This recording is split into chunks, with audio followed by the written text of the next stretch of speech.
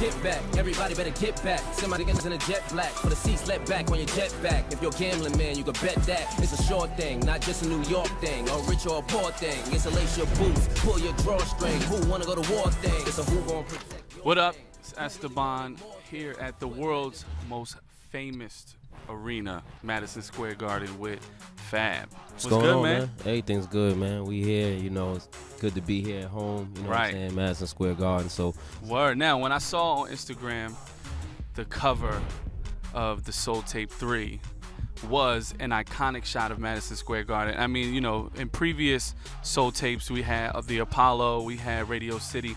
This one was the Garden. I was like, we gotta bring him to a suite in the Garden and do this right. Now, what is it about, you know, why was the direction? That's why I rock with Fuse, man. Y'all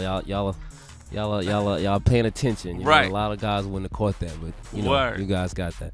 Now, what was the thought process behind like these black and white iconic New York venues? Like, why did you want to put those on your cover? One, definitely because I was a New York artist, and with the evolution of those venues as well, you know, starting from Apollo to Radio City, and then, you know, I guess the only thing where you could say bigger was Madison Square Garden. So you know, I wanted to show that, you know, keep stepping up a notch. You know, now we're showing and telling that's where I aimed for. Now, this is not your first Christmas release. No.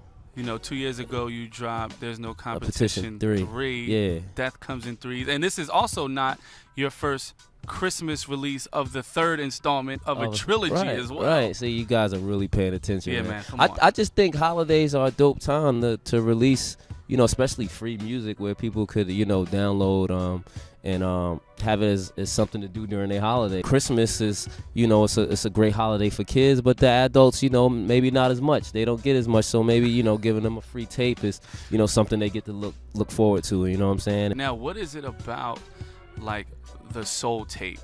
Like the first time you did it, it was kind of not a shock, but it was like refreshing that, you know, Fab jumped on these dope soul samples, and now that, you know, we're getting installments. What is it about these soulful samples that, you know, that you gravitate toward? You know, just a different feel for music, you know what I mean? And a lot of people weren't doing it at the time. Maybe some guys who on the underground circuit, but not a lot of mainstream artists or, you know, commercial artists, so to say. You know, that's one of the reasons I ended up doing it. I was like, it's a different feel of music. Each one of them is still in the same vein, but I don't want it to sound repetitive where it sounds exactly like the other. And I even think this one is a little different from the previous three as well. It still has those soul samples. This one I feel is a little more street than the other ones, you know what I'm saying? It's just a little more edgier, I would say, you know what I'm saying? And it's not as smooth and subtle. It has its smooth and subtle parts, but it's not all the way a smooth ride on it. Word.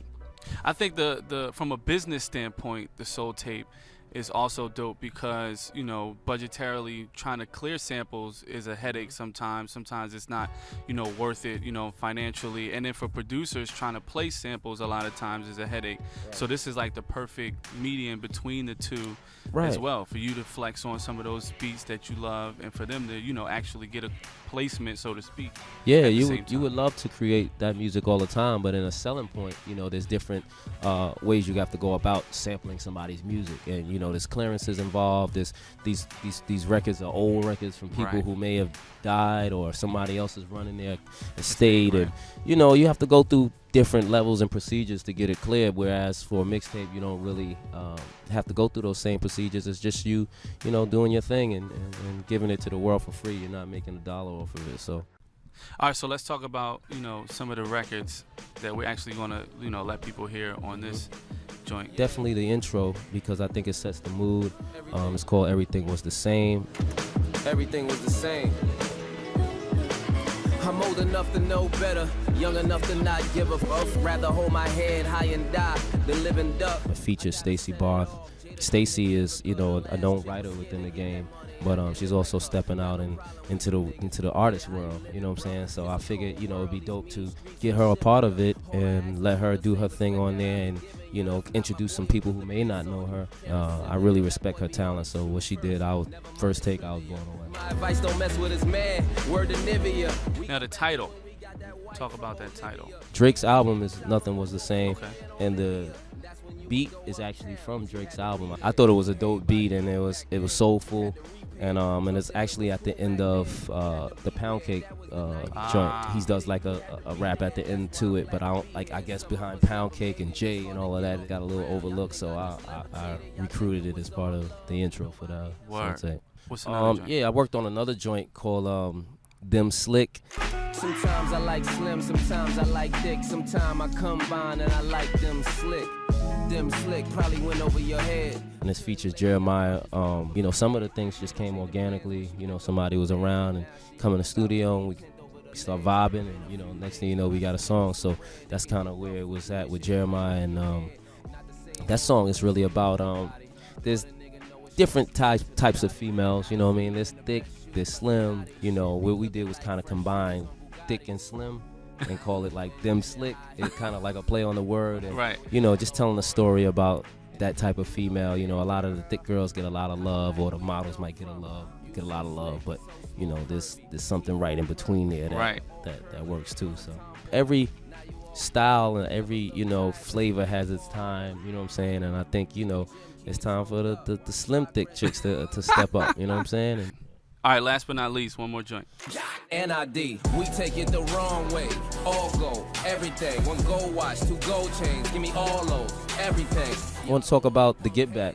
It's over one of Jay-Z's samples, and it plays reference into what was going on with the whole Kendrick Control verse thing. And you know, at first, you know, it was a big thing to respond back, and everybody was hype off the response. And what I looked at it too was that a lot of people responded to without really seeing what was going on, or I mean, they just heard the blatant said King of New York kind of line, and the Get Back is, you know, taken from, you know, once you say something, you also have to live and die by your words, but then now it becomes on other people to get back, you know what I'm saying? So it's almost the revenge of what you said. And do you relish in it? Do you back away from it? Do you, you know what I'm saying, do you step up to the plate? You know, a lot of times people don't always think of the backlash or what's going to come back. And I touched on the Trinidad James thing because he was somebody recently who, you know, said something, and people were, you know, in an uproar about it and what they should do about it, and you know what I'm saying. And even myself, at first hearing, I was, you know, ready to just go in the studio and just fire it back, because it just felt like somebody kind of disrespected your home. And so I sat and listened to it, and I heard different things, and even I spoke to, you know, some of the OGs, and they just was like, yo, you know, take your time, see what's going on with it, don't just jump out there, because a lot of people were also jumping at it just for the attention's sake.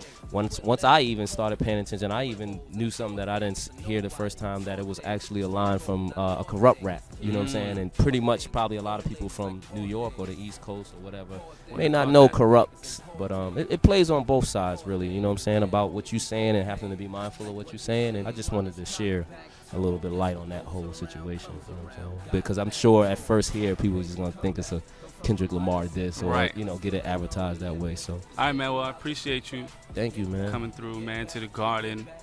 I appreciate you for dropping this soul tape. I'm probably one of those people who not get nothing for Christmas. Yeah, be like that, man. You know what I mean? But at least you got a tape. I got a soul tape. Say, you know, nobody got me nothing but Fab this year. You know what I mean? Make sure you tweet that Instagram. Word.